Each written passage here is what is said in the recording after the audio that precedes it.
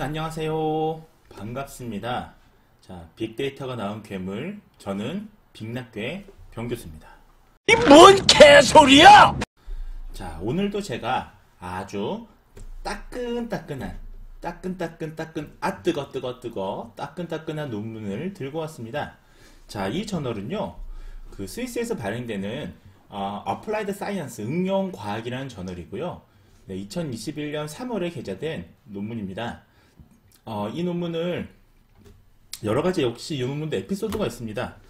예, 간단히 말씀드리면 네, 여러 번 논문을 투고했었는데 사실은 결과가 좋지 못했죠. 그래서 이 논문도 떠들다가 결국 주인을 만났습니다. 아무튼 입만 벌리면 거짓말이 자동으로 나와. 예, 그래서 제가 늘 드는 생각인데 여러분들도 이렇게 인생을 살다 보면 뜻대로 잘 되지 않을 때가 있어요. 네, 그렇다고 너무 포기하지 마시고요. 오히려 준비하시다 보면 또 예상치 않게 제 짝이 다 있더라고요. 집신도. 그러니까 못 맞췄지롱! 여러분들, 예, 이런 논문도 제 짝이 있듯이요. 여러분들 취업도 잘 짝을 찾아서 가실 거라고 저는 믿습니다. 자, 이 저널 역시 임팩트 팩터는 한 2.6 정도 됩니다. 그래서 꽤 준수한 저널이고요. 역시 이쿼타일 안에 들어가는 저널로서 SCR급 저널 중에서는 꽤 괜찮은 저널이에요. 자, 이 저널에 대해서 이제 본격적으로 좀 소개를 드리겠습니다. 자, 이 저널의 제목은 자, 하나씩 살펴보시면요. 자, 자, 비교했습니다. 뭘 비교했냐? Ensemble Based Machine Learning. 네, 앙상블 기반 머신 러닝 클래시파이어를 비교했습니다. 분류기를 비교한 거죠. 자, 뭐냐? 자, 여러분들 하이퍼키네틱 디설스리아는 뭐냐면요. 자, 이거는 정식 명칭은 자, 진단명으로는 과소 운동형 마비말 장애가 되겠습니다.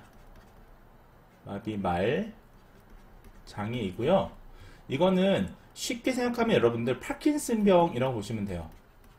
자, 파킨슨병인데 네, 어떤 신경학적인 운동구호 장애에서는 과소운동형 마비말장애라고 표현하죠. 자, 그러면 지금 보세요. 감별하는 어떤 그 분류기를 이제 머신러닝, 앙상블 머신러닝을 만드는 게 핵심인데 뭐로부터 뭘 분류하느냐? 자, 여기 프롬이 들어가 있죠. 자, 뭐죠? 자, 포니아 이게 뭐죠? 여러분들 이게 노인성 음성이라고 합니다.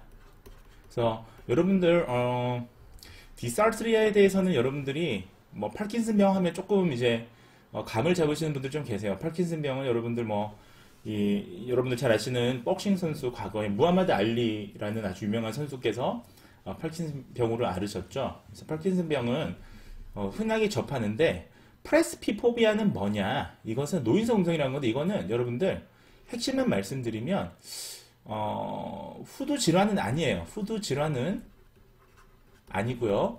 자, 이거는 어떻게 정의가 되느냐? 뒤에서 좀 말씀을 드릴 텐데 이거는 노화로 정의가 됩니다. 자, 요즘 요런 개념들이 이제 21세기 들어서 저희가 이제 점점 그 사람들도 평균 수명이 연장되고 있고요. 자, 그러다 보니까 노인성 질환들이 참 많아졌는데 노화에 대해서 요즘 관심이 많죠. 그래서 대표적으로 요즘에 WHO에서는 한 2009년 이후부터요. 뭐 살코페니아, 네, 근감소증이라고 하죠. 이게 질병의 범주에 들어갔고요. 파킨슨 치매 같은 경우도 2007년 정도에 들어갔습니다. 그리고 21세기 또 와서 여러분들 프레일티라고 해서 그 노쇠라는 게 있거든요. 네, 그 신체가 노화되는 걸 얘기하죠. 최근에는 2011년 이후에 이제 프레일티에 대해서도 이것이 이제 단순히 근육이 노쇠되는 게 아니고요. 하지 근육이 노쇠되는 게 아니고 예를 들면 뭐 사회적으로도 관계가 이렇게 왕성하지 않으면 소셜 프레이티라고 표현하기도 하고요. 그다음에 인지적으로도 뭔가 근육이 감소된 것처럼 활동이 감소되는 것을 우리가 카그니티브 프레이티라고 표현하죠. 마찬가지로 우리 목소리도 노화가 됩니다. 왜냐하면 이 성대라고 하는 갑상피혈근 있죠. 네, 갑상피혈근도 노화가 되고요. 그 성대를 열고 닫고 하는 데 있어서 주요한 근육들, 뭐 성대 외전근, 내전근, 예, 이런 것들이 점점 노화가 되죠. 뿐만 아니라 우리가 나이가 들면 호르몬이 또 변합니다. 호르몬이 변하다 보면 어떤 목소리를 산출하는 데 있어서도 영향을 미치게 됩니다. 이러한 어떤 노화들을 우리가 청년기나 장년기의 음성하고는 이 노화된 음성이 또 다르거든요. 우리 노인분들 음성 어떠세요? 보시면 이렇게 뭔가 힘도 없고요. 좀 뭔가 이렇게 음도도 뭔가 이렇게 모노토니어스 이렇게 아주 막 다이나믹하지 않고요. 그런 걸 보이시잖아요. 자, 그러다 보니까 이게 보시면 노인성 음성, 그러니까 노인분들의 그 약한 음성이랑 이 파킨슨 병으로 인한 마비말장 같은 경우도 유사합니다, 증상이. 예를 들면 음성도 약하고요. 그 다음에 아주 모노토너스, 단조로운 음도를 보이게 되죠.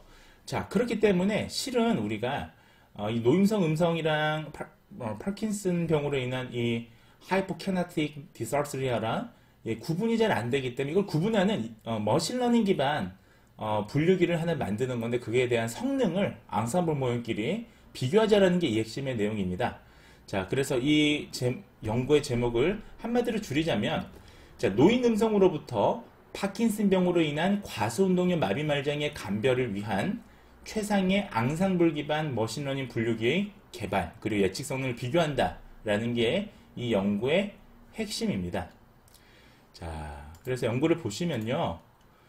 자, 여기 이 앱스트랙에 이제 이런 연구의 요약이 나와 있죠. 자, 그래서 뭐 얼핏 보면요. 자, 뭐 CART, 이제 디시전 트리도 썼고요. 랜덤 포레스트도 썼고요. 그다음에 GBM, 그레디언트 부스팅 알고리즘도 썼습니다. 그다음에 XG 부스트는 요즘에 굉장히 각광받는 그런 부스팅 기법 중에서는 가장 파워풀한 그런 기법이죠.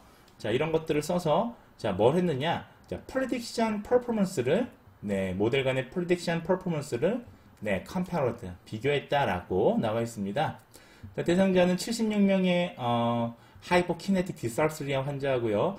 174명의 펄스피포비아, 그러니까 그냥 정상 건강한 사람인데 이제 노인 음성인 거죠. 비교를 했다라고 나와 있습니다. 자, 그래서 연구에서 보면 그냥 초록만 보더라도요. 자, 그러면 프리딕 퍼포먼스를 뭘 받느냐? 보시면 여기 뭐 얼핏 보시더라도 자, accuracy 나오죠. 그 다음에 sensitivity 나오죠. 그 다음에 specificity 나오죠. 그 다음에 AUC 나오죠. 그래서 이 네 개로 비교했구나라고 우리가 추정할 수가 있습니다. 사실 우리가 질병 연구에서는 이 민감도라고 합니다. 이 부분을. 자, 제가 이걸 좀 확대를 해서요. 자, 질병 부분에 있어서는 자, 이거를 이렇게 보겠습니다. 우리가 반드시 좀 살펴보셔야 될 게 요 애큐러시만 보시는데 사실 애큐러시만 보는 거는 자, 정확도만 보는 거는 일반 뭐 자동화된 프로그램이나 이런 거에 대한 성능을 보는 거고요. 자, 이게 민감도라고 그러죠. 자, sensitivity, sensitivity 민감도 하고요. 그 다음에 자, specificity 특이도 이것을 사실은 질병에서 굉장히 많이 보고요. 이건 뒤에서 좀 설명드리겠습니다. 그 다음에 여기 더불어서 AUC도 같이 봤죠. AUC 같이 봤다. 그렇게 보시면 되겠습니다. 자, 그러면 본격적으로 내용을 한번 살펴보시도록 하겠습니다. 자, 여러분들 when people get old 자, 노인이 되면요. 자, 노화가 되면 어떻습니까? experience vocal aging 자, 음성이 노화됩니다. 뭐 때문에요? due to the malfunction. malfunction은 뭐냐 하면 이게 저기 변이에요. 변화. 네. 호흡 기능도 변화되고요. 보컬 시스템도 변화가 됩니다. 자, 그래서 이것을 define 뭐라고 정의하느냐? 자, 프레스피포비아라고 정의합니다. 자, 이비인후과에서는 자, 이처럼 호흡 시스템도 변화. 우리 노화가 되면 호흡 시스템도 변하고 성대도 변하고 하는 것들 전부 다 프레스피포비아라고 정의합니다. 자, 우리가 노인 음성은요. 일반적으로 노화 과정에서 보면 성대가 위축되고요. 탄력이 저하됩니다. 엘라스틱이라고 하는 이 성대도 근육이죠. 레가먼트라고 해서 이 우리가 갑상 피혈근 사이로이드 아리테노이드 머슬 보시면 여기 안쪽에 리가먼트 인대로 되어 있죠. 자, 리가먼트로 되어 있어서 이것이 뭐 할스니스라든지요. 또는 윅 스피치 또는 뭐 트레머 뭐 이런 것들을 사실은 보이게 되는데 이게 사실 뭐랑 비슷하다? 이 심텀이 자, 우리가 파킨슨 디지스의 목소리랑 비슷하다. 우리가 잘 알고 있는 하이퍼키네틱 디살스리아라고 알고 있는, 즉 과소운동력 마비말장이라고 알고 있는 우리가 파킨슨 디지즈하고 이러한 메이저 버커 심텀이 굉장히 시밀러 유사한 증사라는 거죠. 자, 그 얘기는 뭐겠습니까? 자, 이거 감별하는 게 상당히 어렵다는 거예요. 근데 여러분들 여기 또 뒤에 수식 되어 있는데요. 이 파킨슨 디지즈 SNS 하이퍼키네틱 디살스리아인데 이게 뭡니까? caused by damage of nervous system. 그러니까 신경학적인 손상에 의해서 나타나는 하이퍼키네틱 디살스리아랑 비슷하다는 거예요. 그러니까 우리가 지금 살펴보고 있는 뭐죠? 프레스피포비아는 신경학적인 질환이 아닌 거죠. 정상이 있는 건데 노화인데 이게 신경 문제로 인해서 나타나는 파킨슨 디지즈의 어떤 심텀하고 상당히 비슷하다라는 말을 하고 있습니다. 그러다 보니까 뭐가 문제냐면요. 자, 이런 하이퍼키네틱 디살스리아 같은 경우에는 결국은 실은 이제 이 프레스피포비아는 이런 후두 질환이 아니거든요. 그래서 구분할 필요가 있고요. 그러기 위해서는 우리가 정확하게 감별하기 위해서는 질병에 대해서도 알아야겠지만 정상 노화에 대해서도 특성을 알아야 되잖아요. 그래서 이 연구에서는 우리가 정상 노화들에 대해서 특성에 대한 이해를 필요로 하는 그런 연구가 되어 있습니다. 그래서 그런 걸 기반으로 클래시파이어, 그러니까 분류기를 만드는 거죠.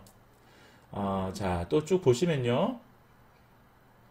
자, over the past 20 years, 20년 동안요, 지난 20년 동안에 보면 선행 연구들은 어떻게 했느냐. 자, 대부분, 보시면, 이 퀘스천이에요. 그러니까 우리가 자가보고형 설문을 통해서 우리가 이런 연구들을 파악을 해왔습니다.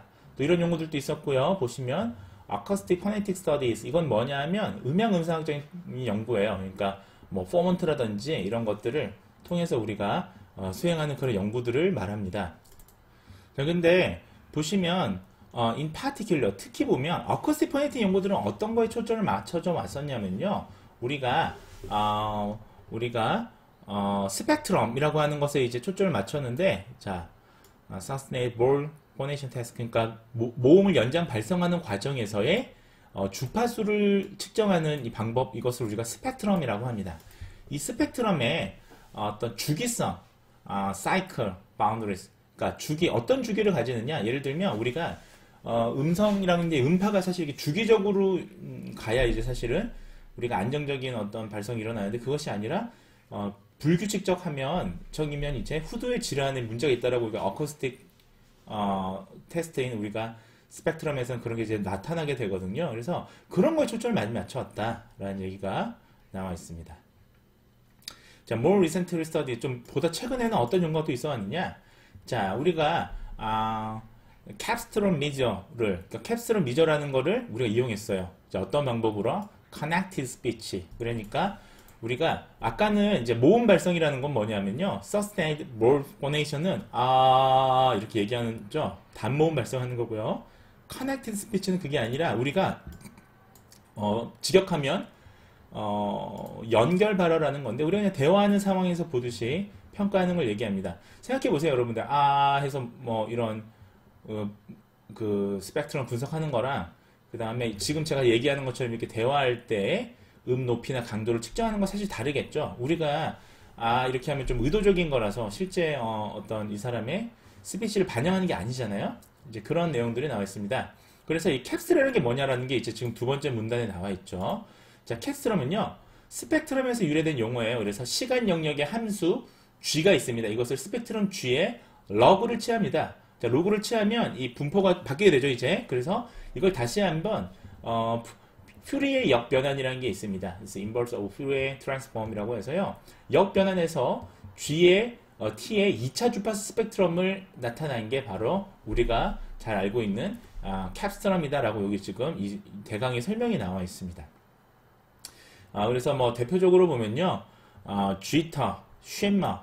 자, 쥐터는 우리가 뭐죠? 쥐터는 좀 여러분들에게 간단히 말씀을 드리면, 쥐터는 주파수의 변동률이죠. 자, 주파수의 변동률이죠. 그래서 주파수라 하면 우리가 음도를 얘기하죠. 목소리의 높낮이라고 보시면 됩니다. 목소리의 높낮이. 자, 이것을 우리가 perturbation이라고 해요. 변동률을. 영어로는. 자, 쉼머는 뭐냐 하면, 쉼머라는 이 인덱스 수치는요, 수학적으로 어떻게 계산하냐면, 자, 이것은, 음성의 강도의 변동률이에요. 그러니까 음의 높낮이가 아니라 이거는, 목소리 크기에 대한 거. 목소리 크기에 대한 변동률이죠. 자, 이렇게 얘기하면 수학적으로 좀 어려우니까 좀 쉽게 설명하면, 주파수 변동률은 우리가 음 높이입니다. 이렇게 하면 음이 안정적으로 가야 되는데 그게 아니라 예, 이거 지금 약간 강도가 들어갔는데 이렇게 목소리가 갑자기 커졌다 작았다 커졌다 작았다 하는 거야. 우리가 파킨슨 환자들 보면 목소리가 커졌다 작았다 커졌다 작았다 그러죠. 여러분들 술 드시고 나면 목소리가 커졌다 작았다 음도가 높아졌다 낮았다 높아졌다 낮았다 그러잖아요. 술 한 잔 잡수시고 나면 쉼과 마찬가지입니다. 목소리 크기 이렇게요. 그러니까 목소리가 쭉 가다가 파워풀하게 밖에다가 약해졌다 밖에다가 약해졌다. 사실 우리가 음 높이랑 목소리 크기는 같이 올라가요. 여러분들 노래방 가서 노래 부를 때 목소리 고음 낼 때 고음 내면 목소리 크기 사실 올라가죠. 같이 거는 좀 같이 가는 성향이 있습니다. 어쨌든 이런 게 이제 스펙트럼 인덱스인데요. 이런 지표들에 비해서요. 자, 뭐다? 캡스럼 스피치가 있어요. 캡스럼 픽 프로니만스 CPP라고 합니다. 이거는 뭐 이거 CSID라고 해서요. Capsular Spectral Index of Dysphonia의 이런 인덱스들이 있습니다.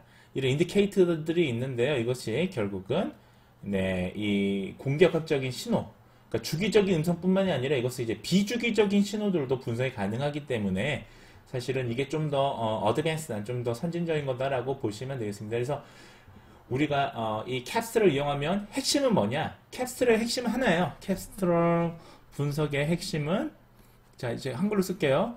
캡스트럴이 뭐가 좋냐? 자, 이거는 실제 발화, 아까 우리가 커넥티드 스피치라고 했는데요. 실제 발화를 분석할 수 있는 장점이 있는 거예요. 자, 그래서 캡스트럴 요새 많이 씁니다. 근데 그럼에도 불구하고요. 자, 이제 뭐가 문제냐? 자, 닫아보겠습니다. 자, 뭐가 문제냐? Until now.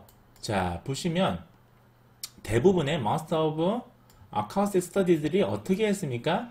자, 프레스피 포비아를 분석한 acoustic studies들, 음향음성학적인 분석들은 뭐냐 하면 spectrum analysis 하고요. spectral analysis 하고 evaluated the sustained phonation of single vowel.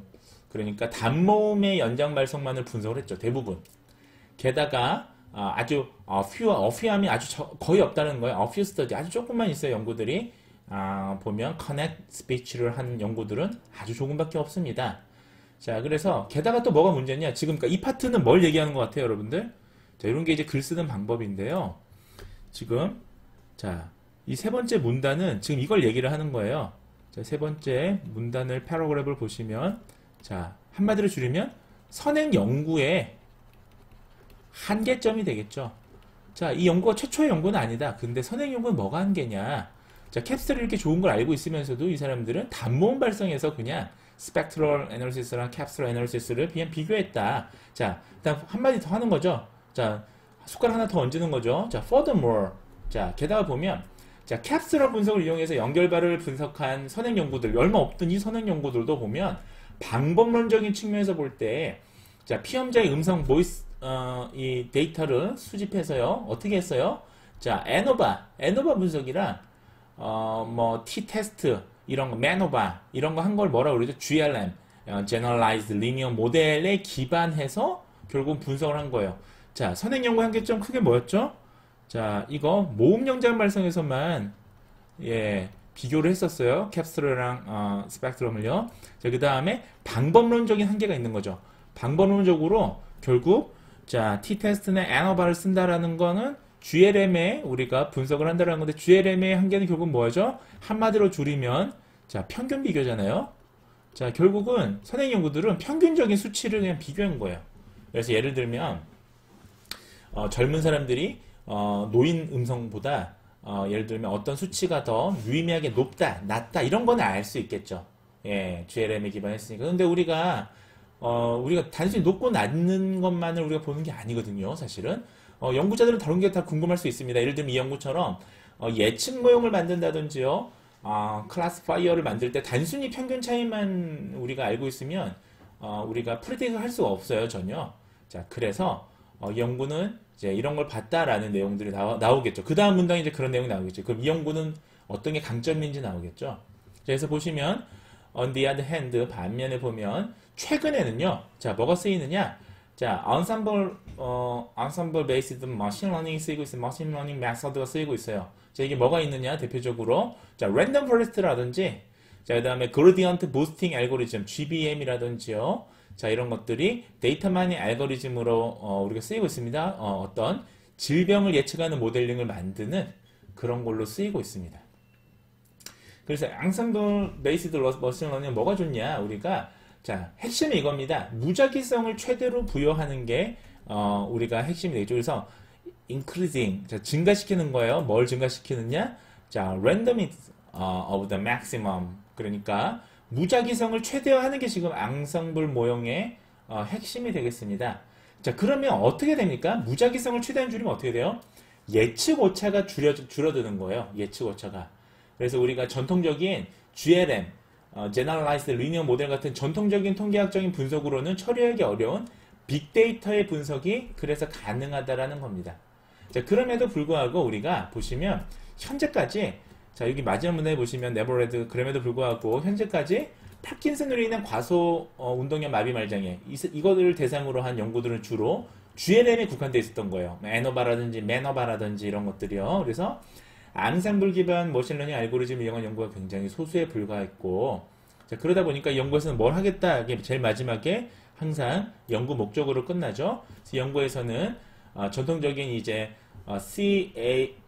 CART라고 그러죠. 카르트 모형, 네, 디시전 트리랑, 랜덤 포레스트랑, 그 다음에 그레디언트 부스팅 머신, 예, GBM이랑, 그 다음에 엑시 부스트를 이용해서요. 자, 뭘 하겠다? 자, 노인 음성으로부터, 프레스포비아, 노인 음성으로부터, 자, 과소 운동량 마비 말장애를 감별해낼 수 있는 최상의 앙상블 기반 머신러닝 분류기를 개발하고, 이제 모형의 예측 성능을 비교하겠다라는 게 연구의 핵심입니다. 자, 그래서, 자, 생각을 해보세요. 대상자를 이제 들어가기 전에, 노인성 음성으로부터 이 파킨슨도 노인성 질환이잖아요. 그러니까 건강한 노인으로부터 우리가 건강하지 않은 파킨슨 장애를 목소리로 이게 감별해내는 거니까 핵심은 그거잖아요.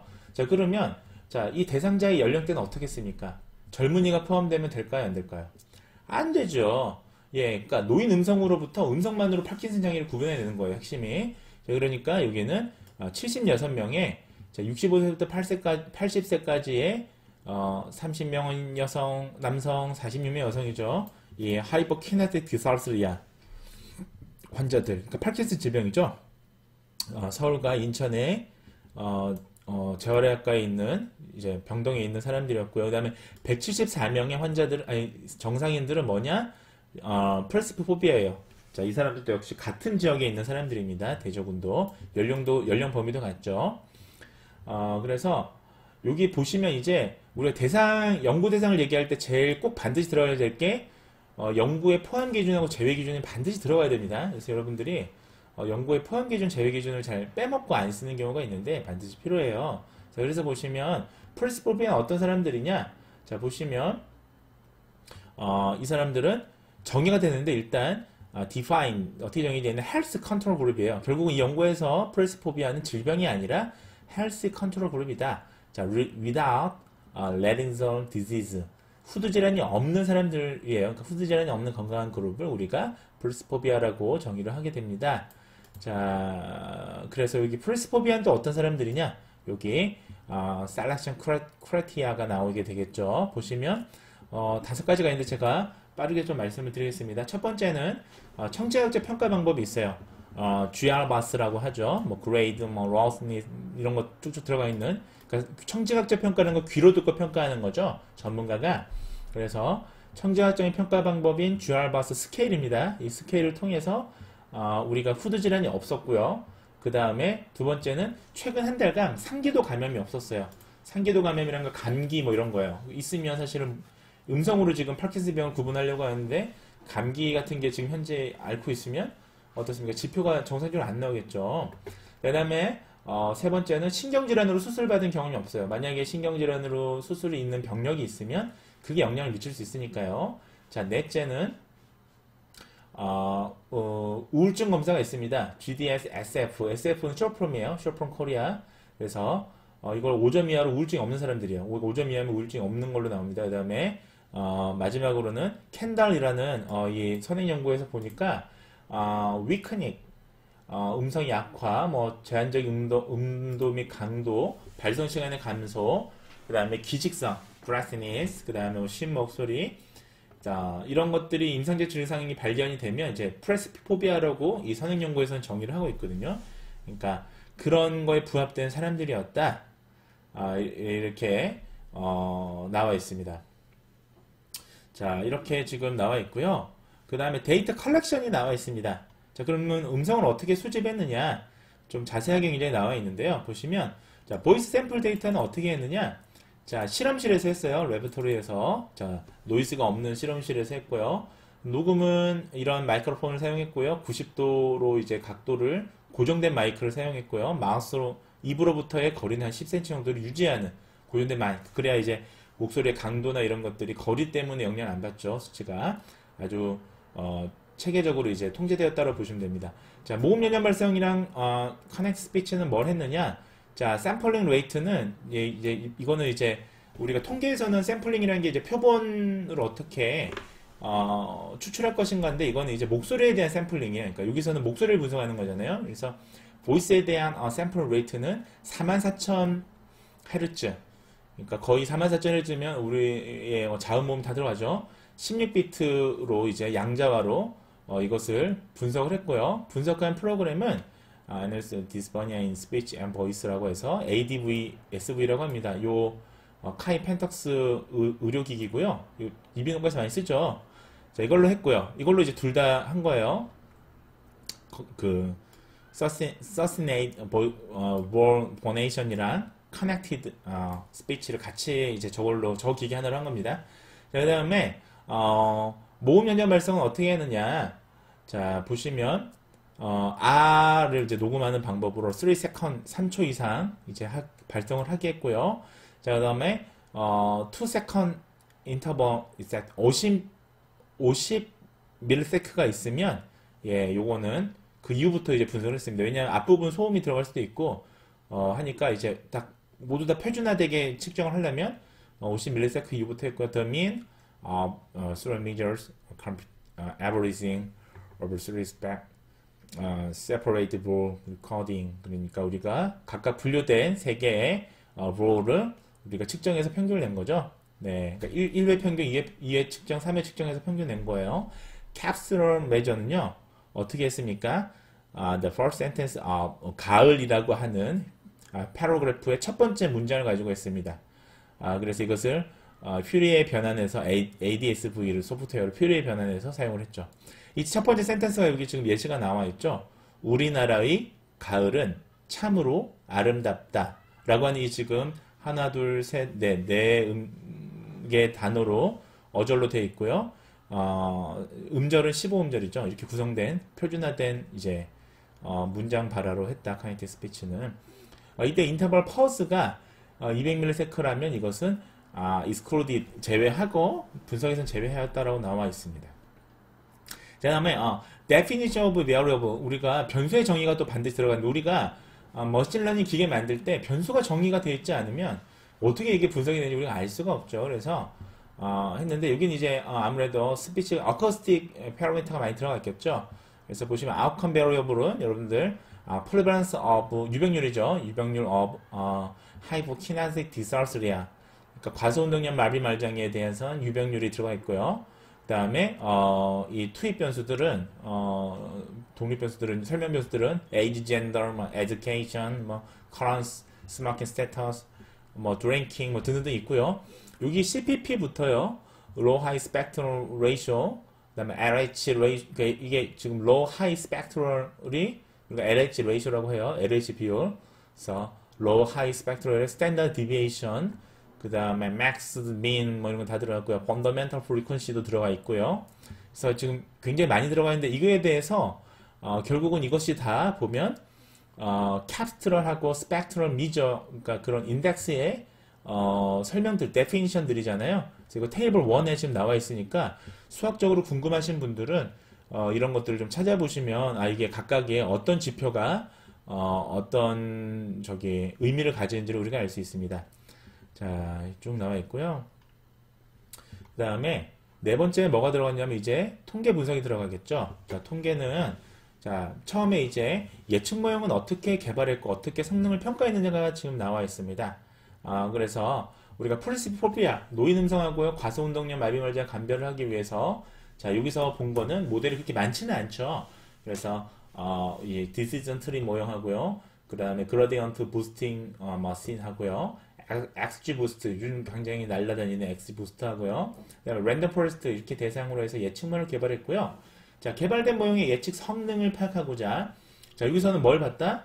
정확도, 민감도, 특이도, 그 다음에 ROC 커브 뭐 이런 걸 본 거예요.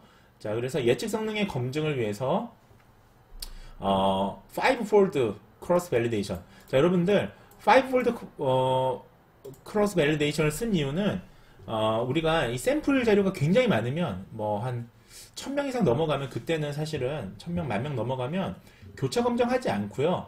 그냥 일반적으로 사실은 뭐 7대3 이렇게 비율로 나눠서 분할해서 검증을 해도 됩니다.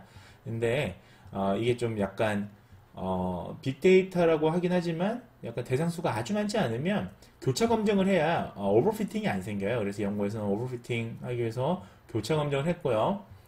그 다음에 언섬블 알고리즘은 임의성, 뭐 여러분들 잘 아시다시피 지난 연구에서도 살펴보셨다시피 임의성이 있기 때문에 이게 모형을 한 번 돌려 끝나는 게 아니잖아요. 여러 번 이제 비교하려고 돌리다 보면 CD를 배정해야겠죠. 그래서 1, 2, 3, 4, 5, 6, 7, 8, 9라는 CD를 배정을 했습니다.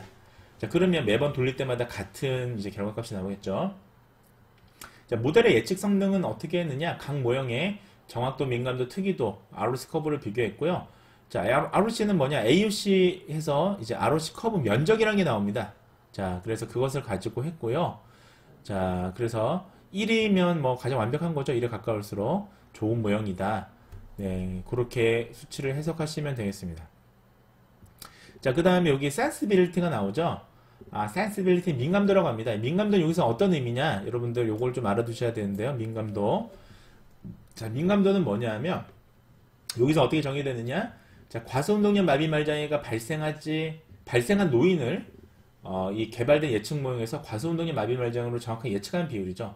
그러니까 질병이 있는 사람으로 정확하게 예측하는 걸 우리가 sensibility, 민감도라고 합니다. 그 다음에 특이도는 뭐냐면요. 특이도는 여기 특이도는 잠시만요. specificity, 이 특이도는 뭘 의미하냐면요. 실제 과소운동량 마비말장애가 발생하지 않는 환자들 있죠. 그러니까 여기서는 건강한 사람이잖아요. 건강한 사람을 여기서 정확하게 발생하지 않았다. 즉 건강한 사람이다라고 예측하는 비율입니다. 쉽게 얘기하면 환자로 정확하게 맞추는 건 민감도고요. 환자가 아닌 사람을 또 환자가 아닌 사람으로 정확하게 맞춰야 되잖아요. 이것이 특이도예요. 그래서 이 두 개의 비율이 사실은 어느 하나가 좋다고 해서 무조건 모형이 좋은 거 아닙니다. 예를 들어보세요. 예를 들면 민감도는 예를 들면 99%예요. 그래서 질병이 있는 사람은 질병인 사람 정확하게 잘 맞추는데 특이도는 뭐 50%예요. 그러니까 질병이 없는 사람도 감별해내는 게 사실은 감별이라는 것은 중요하잖아요. 근데 질병이 없는 사람은 또 질병이 없다라고 판단 못하고 다 있는 걸로 판단하는 겁니다. 그러면 이거는 과하게 지금 판단하는 거잖아요. 좋지가 않죠, 여러분들. 여러분들 뭐 코로나 백신 맞으러 갔는데, 백신이 아니라 코로나 검사로 갔는데, 아니 코로나 환자는 정확하게 판단하는데 코로나가 아닌 사람도 코로나로 판단하면 안 되지 않습니까? 그렇기 때문에 민감도와 특이도는 이 비율을 잘 맞춰야 됩니다. 그래서 어느 거 하나만으로, 하나 지표만으로 성능을 평가한다는 건 좋지 못한 거죠. 이걸 좀 지워보고요. 그래서 AUC를 그래서 같이 본 거예요. 이 연구에서는 AUC를 또 1차적으로 봤고요. 그 다음에 AUC가 가장 높은 모형이면서 이 민감도와 특이도가 각각 0.7 이상이라면 이걸 제일 좋은 모델로 봤다라고, 파이널 모델은 이렇게 선정을 한 겁니다. 그래서 이제 뭐 분석은 여기 지금 아래 보면 여러분들 XGBoost랑 랜덤 포레스트랑 GBM이랑 뭐 요런 것들 이런 것들이 아래 패키지에 있어요. 그래서 이거 까셔서 쓰시면 되고요. 네, 패키지는 좀 여기 클랜이라고 되어 있는 여기 들어가시면 있다. 예, 이렇게 나와 있습니다. 자, 자료의 불균형 처리를 위해서 샘플링을 어떻게 했느냐? 자, 이 연구에서 또 다른 이제 특징은 뭐냐면 임밸런스 데이터라는 거예요. 그러니까 질병 자료가 질병이 없는 사람에 비해서 질병을 가진 사람의 수가 너무 사실은 적죠. 자, 그러면 건강한 사람이 너무 많다 보면 질병을 예측하기보다 건강한 쪽으로 많이 이제 그러니까 메이저리티 아주 다수 쪽으로 치우치게 됩니다. 이 결과를 낼 때. 자, 그러다 보니까 근데 이게 좀 사실 애매해요. 이거는 이제 사실 이걸 또 계산하는 방법이 있는데 그거는 다른 수업에서 좀 다루도록 하겠습니다.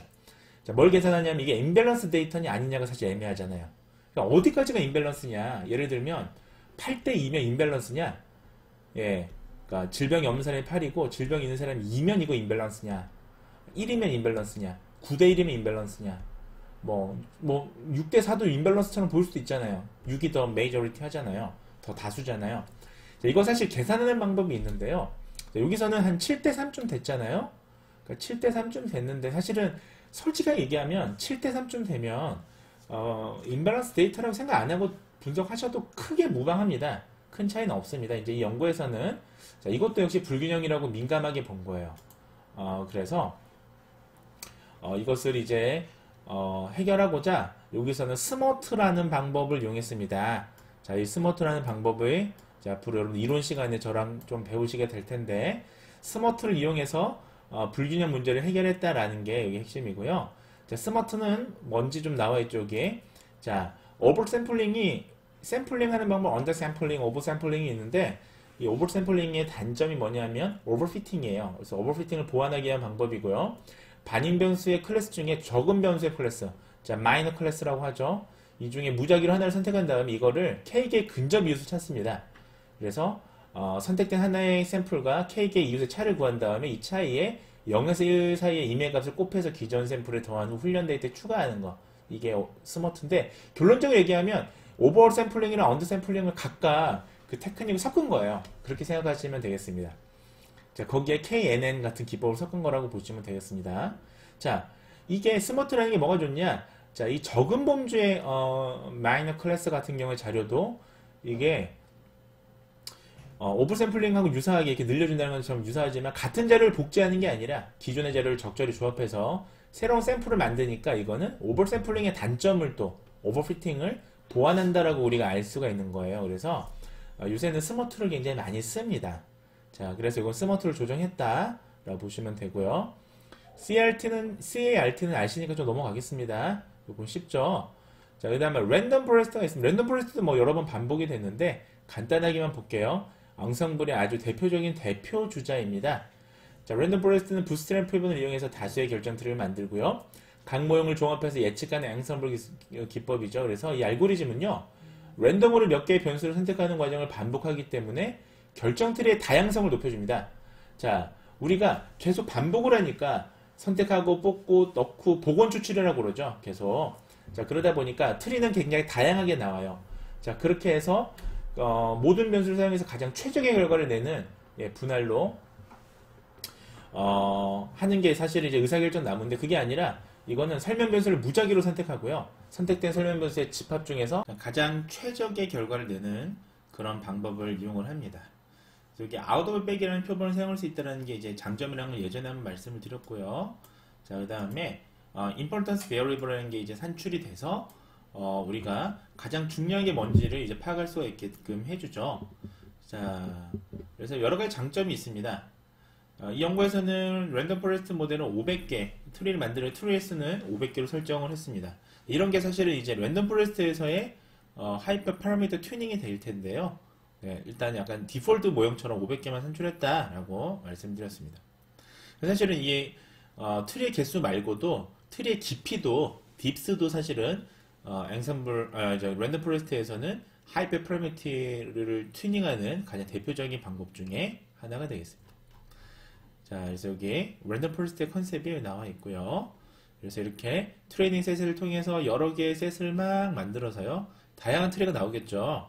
자, 이 다양한 트리들을 역시 자, 다수의 어떤 다수결 투표죠. majority voting을 통해서 자, 이런 모양이다라고 이렇게 산출해내는 랜덤 포레스트의 개념이 나와 있습니다. 네, 그 다음에 연구에서 살펴보셨던 게 그 전에 안 봤던 게 GBM이 있었죠. 자, GBM은 여러분들 잘 아시는 그라디언트 부스팅 모델입니다.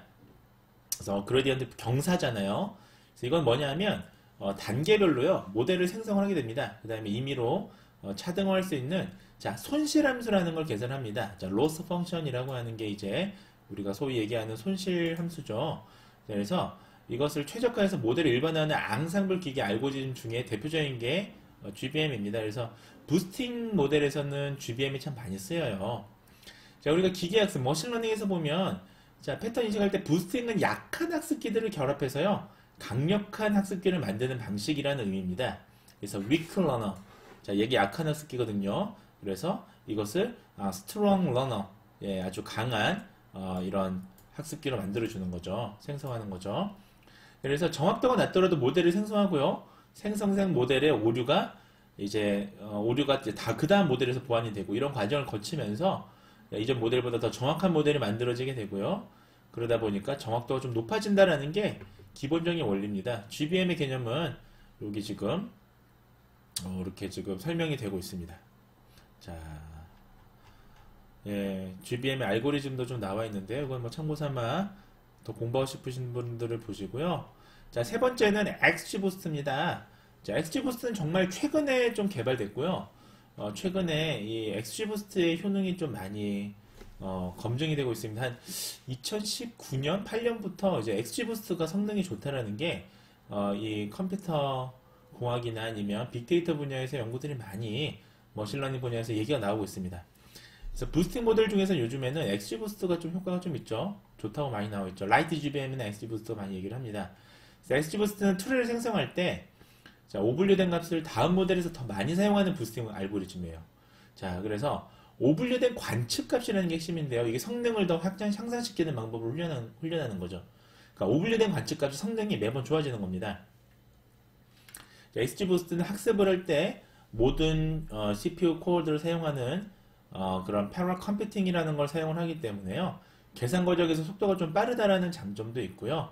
또 R이나 파이썬 같은 프로그램하고 연동되기 때문에 유용성이 좀 많이 유용하다라고 보고가 되고 있습니다. 컨셉은 여기 그림에 나와 있으니까 한번 참고 삼아 보시고요. 이제 연구 결과입니다. 리설트를 보시면 첫 번째는 앵성블 기반 예측 모형이 이제 정확도, accuracy랑 sensibility랑 specificity랑 이제 이런 것들을 비교를 했습니다. 그래서 보시면 표 2에 지금 제시가 되어 있는데요. 시간 계산 표 2만 좀 보시면 자, 여기 지금 가장 좋은 지금 첫 번째 이 연구 결과에서는 best prediction performance가 뭐냐를 지금 본 거잖아요. 그래서 이 accuracy 그 다음에 민감도, 특이도, AUC를 같이 본 겁니다. 자, 그래서 아까 이게 방법 메서드 섹션에 나와 있었죠. 방법 섹션에 이 연구에서는 일단 AUC가 제일 높은 게 제일 좋다. 그 다음에 이 민감도랑 특이도를 0.7 이상인지를 고려해서 한 거예요. 예를 들면 얘가 제일 좋더라도 얘는 0.66이니까 얘는 아웃이죠. 안 좋은 거죠. 근데 0.7이 넘으면서 0.7이 넘는 것도 있고 좀 안 넘는 것도 있어요. 그래서 AUC가 제일 높은 거. 자, 여기서는 자, 뭐죠? 예, 의외로 랜덤 포레스트가 의외로 높게 나왔네요. 근데 사실은 GBM도 큰 차이는 없었죠. 보시면 GBM하고 랜덤 포레스트하고 0.07 정도 차이인데 자, 이거는 좀 애매합니다. 왜냐하면 트레이닝 셋은 데이터 넘어가고요.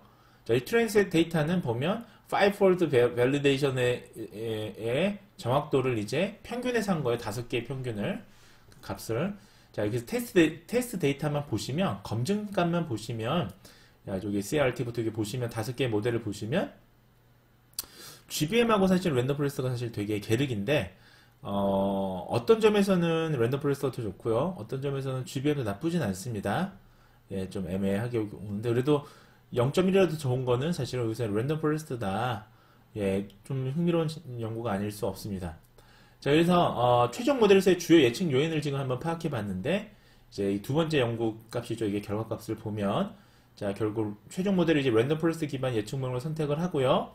그 다음에 변수의 중요도를 이렇게 나타냈더니 결국은 CPP가 가장 예, CPP, 지터, 심머, LH 레이셔 스탠다드, 그다음 CPP 맥스 이런 식으로 쭉 나왔는데 결국은 CPP라는 게 가장 감별에 있어서 가장 중요한 지표다. 계산은 산출식이었다. 이렇게 나와 있습니다.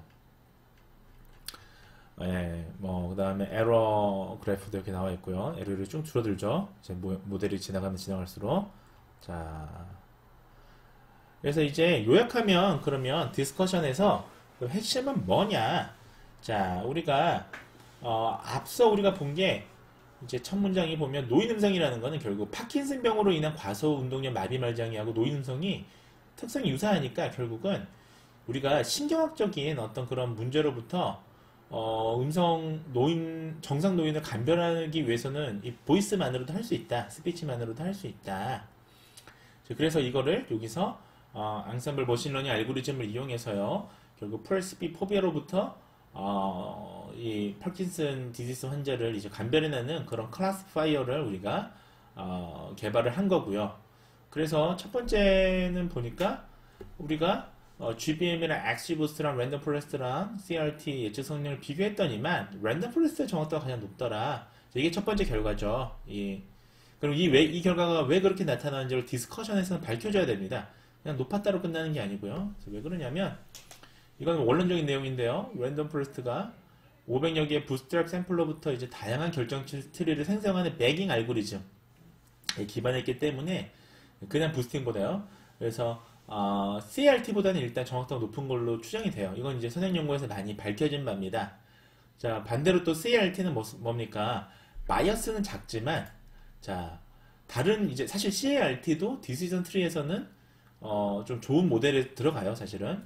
첫 번째 분할 변수에 따라서 나무 구조가 크게 바뀌게 됩니다. 그러니까 첫 번째 이제 그 분리해주는 첫 번째 변수가 뭐냐에 따라서 이게 되게 중요해요. 이 디시전 트리에서는. 그러면 구조가 완전 바뀌어버려요. 자, 예를 들면 성별이 들어갈 때나 연령이 들어갈 때는 이게 전체적인 나무 구조가 바뀝니다. 자, 그러면 분산이 커져요. 예, 그래서 모형의 분산이 크다라는 그런 또 한계가 있다라는. 결국 그 무슨 말이냐? 우리가 n개로 우리가 분류를 한다면 n-1번 분할 작업을 우리가 시행을 한다면 자, 각 영역에는 한 개 데이터만 포함되게 되고요. 그러면 이때 생성한 거는 뭘 문제를 필연적으로 가지느냐? 자, 오버피팅이 문제가 발생할 가능성이 높죠. 그래서 이 오버피팅이라는 문제를 우리가 항상 감안을 해야 됩니다. 반면에 배깅 트리는 또 그렇지 않죠. 부스트리 포비를 이용해서 만들어진 각각의 나무 모형을 이용하게 되고요. 자, 그래서 바이어스를 최소화한 동시에 모형의 분산을 또 효과적으로 줄일 수 있는 장점이 있죠. 자, 결국은 왜 이렇게 길게 설명했느냐? 랜덤 포레스트가 배깅 트리의 이제 성장 과정에서 자, 임의성, 랜덤니스를 부여하는 알고리즘입니다. 사실은 그래서 각각의 나무 모형에 대한 상관관계를 효과적으로 줄이기 때문에 실은 일단 CART보다 높은 것 같아요. 자, 근데 문제는 뭐냐? 이제 사실 연구가 더 필요한 거죠. However, 보시면 이제 further study가 더 필요해요. feature. 자, 나중에 이제 연구들이 더 필요해요. 자, 왜냐? 지금 GBM이나 XGBoost에 대해서 비해서 왜 랜덤 포레스트가 더 높은지에 대해서는 관련 연구가 좀 부족하다. 그렇기 때문에 사실 이게 왜 그런지 메커니즘 입장이 좀 어렵죠. 그래서 앞으로 이제 더 많은 연구를 통해서 사실 이게 왜 그런지는 입증을 해야 된다. 그러니까 다른 모델보다 이 모델이 더 우수한지에 대해서는 왜 우수한지에 대해서는 우리가 좀 살펴볼 필요가 있습니다. 왜냐하면 사실은 랜덤 포레스트보다 XGBoost나 이런 모형들이 더 선진적인 모델인데 더 최근 모델인데 더 정교한 모델인데 그렇지 않았단 말이죠. 그래서 대상수가 적어서 그런 거냐? 아니면 뭐 이게 지금 하이피 파라미터를 아주 정교하게 튜닝을 안 해서 그런 거냐? 이런 거에 대해서는 우리가 알 수가 없는 거예요. 자, 그리고 이 연구에서는 질병이 있는 사람을 질병이라고 진단하는 비율이 민감도만 보면 실은 또 XGBoost가 나쁘지는 않았습니다. 그래서 우리가 나중에 앙상블 머신러닝의 효과성을 파악한다라고 한다면 연구가 주는 시사점은 단순히 우리가 뭐 애큐러시만 비교할 게 아니고요. 앞으로는 뭐 이런 단일 지표 하나만 보는 거는 좋지 않다라는 내용을 지금 얘기하고 있습니다. 그래서 민감도 특이도나 웨이트 하모닉 에버리지 뭐 이런 것들 분석 목적에 따라서 다양한 평가 방법이 있거든요. 뭐 조합 평균이라든지 이런 것들을 이용해서 성능을 비교할 필요가 있다라는 게 이제 첫 번째 디스커션이었고요. 두 번째 디스커션의 내용은 또 다른 발견은 another key finding은 뭐냐? 자, 모든 CPP부터 캡스트롤 데모그래픽 팩터까지 포함해서 봤더니만 CPP가 가장 이제 그 정상 노화로부터 과소운동력 마비 말장애, 그러니까 파킨슨병을 감별하는 데 있어서 아코스틱 지표 중에서 가장 중요한 예측 변인이었다. 왜 그런지에 대해서 내오고 있어요. 그래서 파킨슨병에서 보면 전통적으로 보면 강도나 음영 음상의 특성이라는 게 파킨슨의 과소운동력 마비 말장애를 감별하는 특징으로 그간에 보고가 되어 왔었습니다. 자, 그럼에도 불구하고 음도와 음질 같은 경우는 또 일관된 결과가 보고된 건 또 아니에요. 그래서 파킨슨병의 음성을 또 스펙트럼으로 분석한 연구 결과들은 보면요. 자, 심머나 쥐터의 수치 증거나 자, maximum phonation time, 최대 연장 발성이죠. 최대한 길게 내는 거요. 그 다음에 NHR, harmonic to noise ratio, 그러니까 그 소음하고 배음의 어떤 비율, 수치가 이게 떨어지는 거. 그 다음에 fundamental frequency, F0이라고 하는 fundamental frequency 변이성이 감소되는 거. 자, 이런 것들이 파킨슨 디지즈의 주요한 어떤 아코스틱 그런 결과였죠. 인덱스였죠. 근데 일부 연구들에서는 또 반대되는 결과들도 좀 보고가 되고 있었어요. 예를 들면 이 44번 유셉턱이라는 사람의 연구들을 보면요, 전혀 반대되는 결과인 거예요. 파킨슨 환자들이 정상 집단하고 비교를 했더니 MPT나 NHR, 노이즈 하모닉 노이즈 레이쇼는 유의한 차이가 있었지만요, 쥐터나 심머는 사실 그게 차이가 없었다. 자, 쥐터나 심머는 변동력, 퍼터베이션을 얘기하는 거잖아요. 그러니까 이게 강도가 변하거나 음도가 변화하는 거는 사실 그렇게 유의하지 않았다라고도 얘기하는 학자들도 있었어요, 연구에서.